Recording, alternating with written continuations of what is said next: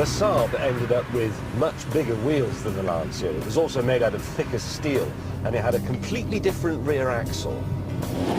Now, sticking to principles like that is expensive, and Saab was losing money hand over fist on every car it made. Even advertising it as a jet fighter for the road didn't help. Saab 9000.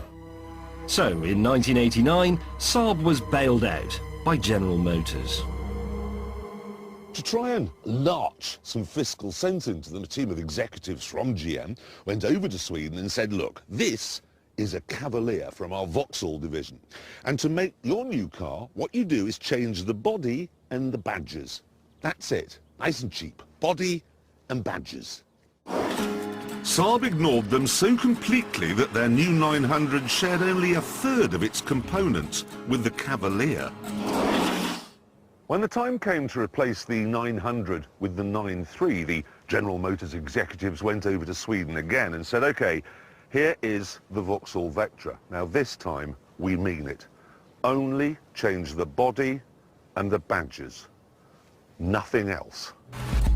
Guess what? The Swedes went even more mental. They changed so much that even the wheelbase was different. At one point, a General Motors accountant went over to Sweden to see why Saab was costing them so much money. And he got into the new 93, turned on the sat-nav and thought, wait a minute, that's not one of our systems. And he was right, it wasn't. Saab had developed at vast expense their own system because they thought GM's wasn't good enough. Eventually, General Motors had had enough. And in 2010, as Saab was finishing the job of turning the Vauxhall Insignia into the completely different 9.5, the Detroit Giants pulled the plug.